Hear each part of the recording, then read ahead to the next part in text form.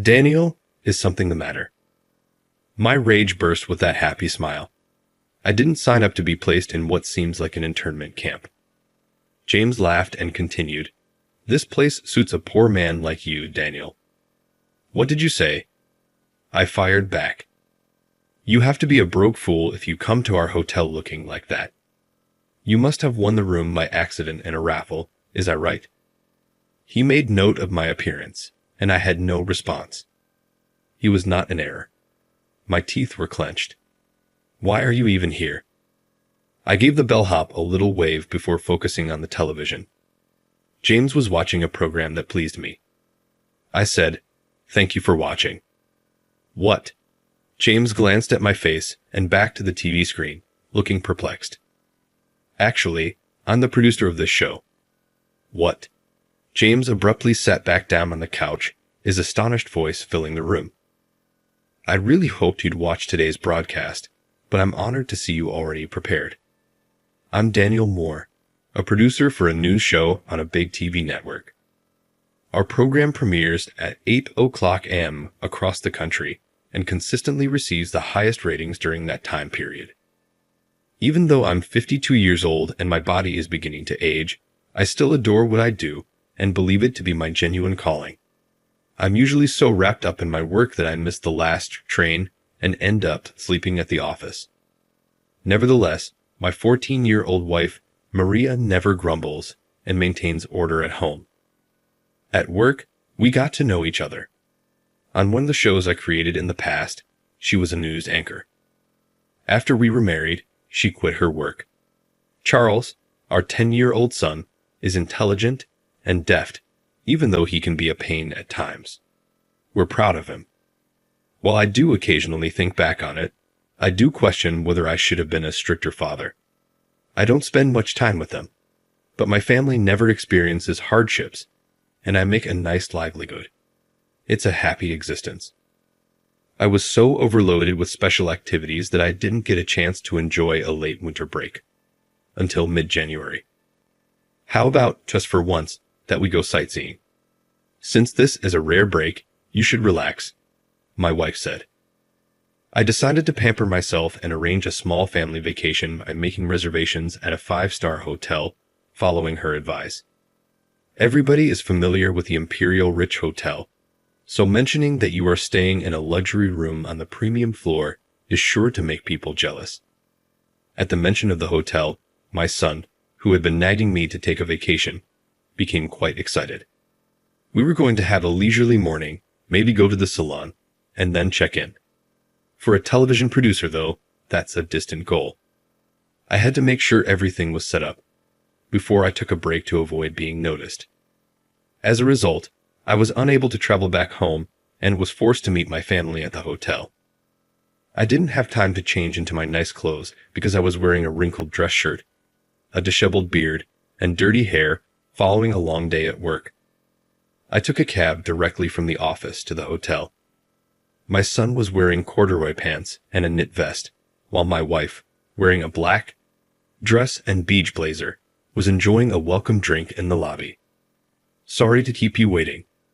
"Don't worry, I know you're tired." I packed an extra set of clothes. Desire to alter. My spouse gave me a quick look and commented, "It's okay before dinner. For now, let's simply check in." Maria nodded and finished her coffee at my reply. We three went to check in at the front desk. An older woman in a traditional gown walked by and gave me a really disgusted look. I was clearly out of place in this outfit right now, but I was still a paying customer. A 30-something staff member smiled politely and said, "Welcome," though he seemed more interested in Maria than in me. Saying, "I'm Daniel, the one with the reservation," I voiced my words, capturing the side of his face. He looked at me icily right away. James Thomas appeared on his nameplate. "Mr. Daniel, am I right?" "Kindly give us a moment," he added, shifting his attention to typing on his laptop before raising it back to us. "I appreciate your patience. For you, we have prepared a twin room on the main level. Soon, someone will arrive to escort you to your room." I cut him off. Wait a moment. Did I not book a deluxe room on the premium floor? The man said, I apologize, maintaining his smile. We had to make accommodations for a premium member who had suddenly come earlier and demanded the deluxe suite. What? My voice broke with shock. Shouldn't the reservation come first? He ignored my objection and said, I'm sorry, but there are no deluxe rooms available now, wearing a completely stoic expression. What does that mean, Dad? Isn't it meant to be luxurious? My son, obviously bewildered, grabbed at my shirt. Maria furrowed her brows in worry, but said nothing, waiting to see what would happen. James waved for a bellhop to arrive, and he did. Mr. Daniel, allow me to escort you to your room. My wife's travel luggage was lying at her feet when he snatched it and ran for the elevator corridor. We reluctantly went with him. At the third floor, the elevator came to a stop, and we emerged into a cold hallway. Your room is located here. To let the front desk know if you require anything, please do so. Please pardon me now, the bellhop stated. He put down the bags, made a deep bow, and walked out without looking up. Even with the room lights out, we could see plainly because of the daylight coming in through the window. We were stunned and stood there. A little 15-inch TV was mounted on the wall, and there was a small table in the corner of the space. The wall mirror was so tiny that it appeared to be a cosmetics mirror. There was almost enough room for one adult to fit between the bed and the wall, which was lined up in the center of the room. Glancing below, I noticed stains on the carpet, most likely caused by cigarette burns and coffee spills. The bathroom was tiny, with only one door and enough space for your elbow to probably strike the bathtub if you sat on the toilet. This place is tiny, and doesn't it smell weird? Charles scoffed as he said. As soon as we entered, I also spotted it. There was a sickening stench permeating the space, similar to that of mold, dust, and cigarettes. My wife, who had been silent the entire time, covered her mouth and appeared visibly uncomfortable.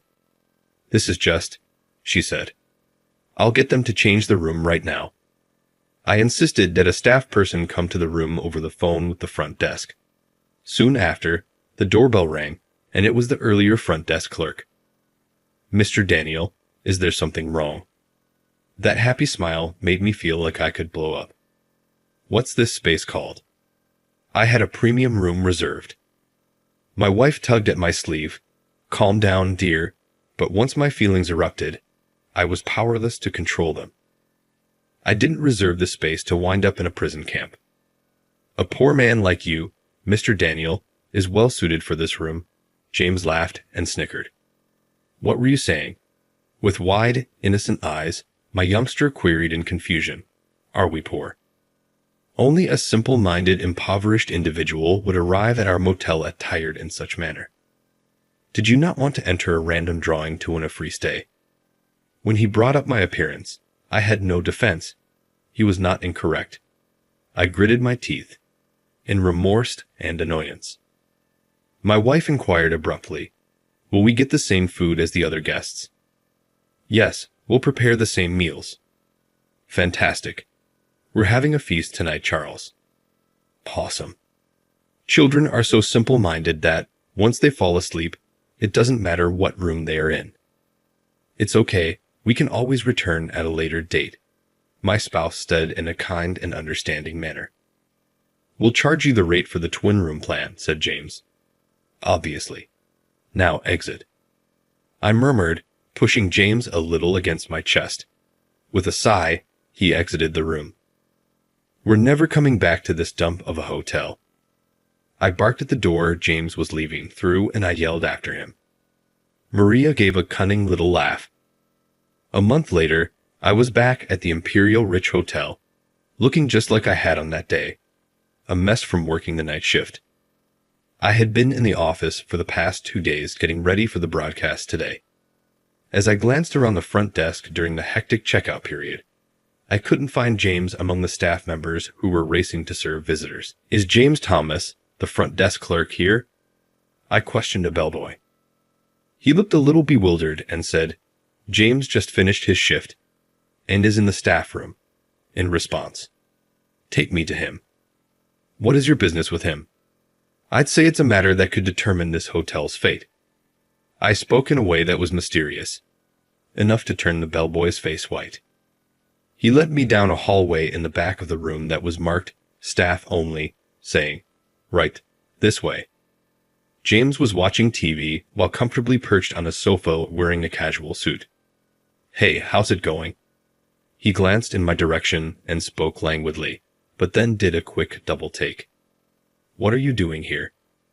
I waved the bellhop off, then shifted my attention to the television. I felt content when I saw the show James was viewing. I said, thank you for watching. Confused, James flicked his gaze between my face and the TV screen. Actually, I'm the producer of this show. He sat up upright on the couch and said, who air? In a startled tone. I came by to make sure you caught today's broadcast, but I'm honored to see you are already prepared. I said, forcing an attempt at a decent grin despite my disheveled appearance. What is going on? Please keep watching. One by one, the headlines from the previous day were covered by the live news program. The sports portion came next, and then there was a special program that looks into local concerns based on suggestions from viewers. Here it comes. Today, we're exposing the shocking practices of luxury hotels that don't treat their guests like guests. Even though the surrounding area was blurry and the hotel's sign was hidden, anyone familiar with the region would be able to identify that this footage was of the Imperial Rich Hotel. James became pallid as the video clip started. The narrator explained the room's bad state as the camera panned over a hotel room filmed from an angle that made the dimly lit area look even smaller. The room's run-down amenities and damaged carpet were all highlighted. After that, the camera panned to a woman sitting on the bed wearing a black dress. Only their body from the chest down was visible.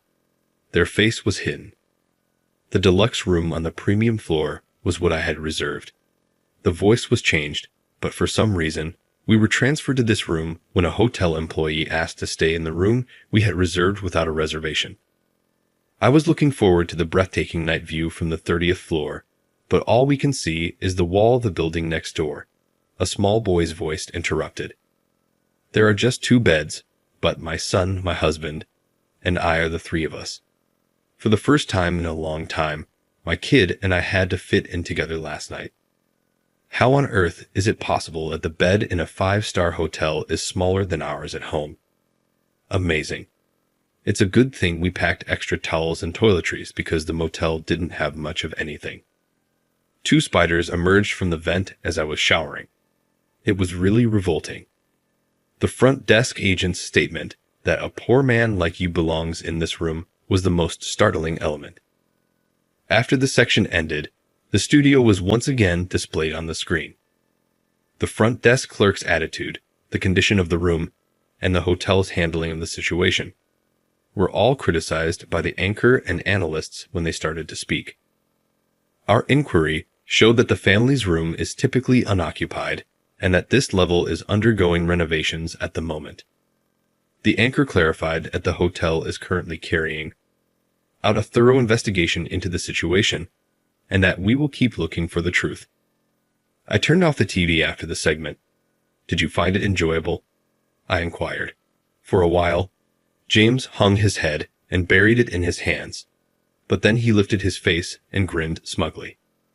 Who authorized you to film here? Allowance? Unauthorized filming is a violation of copyright and a commercial interruption. It is you who could be charged with something. James gave me a victorious look. I gave him a piece of paper that I had already prepared. This is a press release from your hotel's PR division. It was addressed to my show and had arrived around 6 months prior. We hope this letter finds you well, sir or madam. We are writing to express our sincere gratitude for your ongoing cooperation and support during this period of intense heat. There has been a significant impact of the recent global epidemic on our Imperial Rich Hotel. There are hardly any foreign tourists, and there haven't been many domestic ones either. For this reason, we respectfully ask that your prestigious media outlet highlight our hotel. We would be delighted if you could come see us in person and record our room's allure, as well as our guests' voices for your film. We sincerely hope that your initiative will allow us to extend our warm welcome to people all around the country. We sincerely request your understanding, and we will be pleased to accommodate your schedule. They sincerely stated that filming may happen at any time. Thus, we took pictures of the hotel as it really is and spoke with the visitors. Then we added, me doing all the filming, and the visitors were, of course, my wife and son. I always have a small camera with me in case something similar occurs. This is not at all what we ordered. Are you implying that your guests misled in their testimony, or that it is the responsibility of the media to present the truth? James gritted his teeth so tightly it sounded like they were grinding, but he got no answer. All right, goodbye. Our director will likely pay us a visit next time to get further coverage. I went through the well-dressed people in the foyer and out of the hotel as I left the staff area. The broadcast that day sparked a tremendous response. The Imperial Rich Hotel was identified by many viewers from the exterior photos, even though we never mentioned it by name. The news rapidly went viral on social media. I'm very let down. I thought this was a fancy hotel. Even if they paid me to stay in that pigsty, I would not. The employees that dealt with this ought to own up and offer an apology. During my stay, I encountered a really haughty man working at the front desk. Subsequently, periodicals and additional television programs joined the trend, inundating the hotel with demands for interviews. I even had multiple offers to purchase the video that I had shot. Visitors were crammed into the lobby, making the hotel the talk of the town. Even if it wasn't the publicity they had hoped for, they still received a lot of it.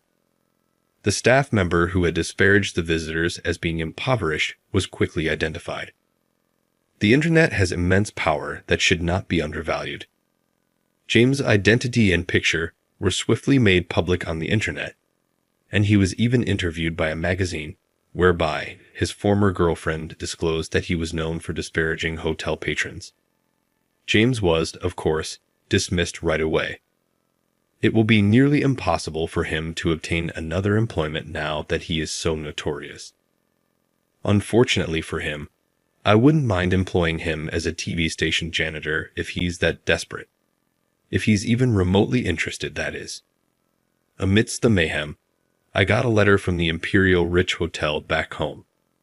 A letter of apology and a complimentary ticket for a deluxe hotel were found within. My wife prevented me from using that as material for another part, so I tore it up and threw it in the garbage. The next time I have some free time, I'm considering making reservations for the three of us at another opulent hotel. I'm eager to see what lies ahead, be it a new adventure or some much-needed relaxation.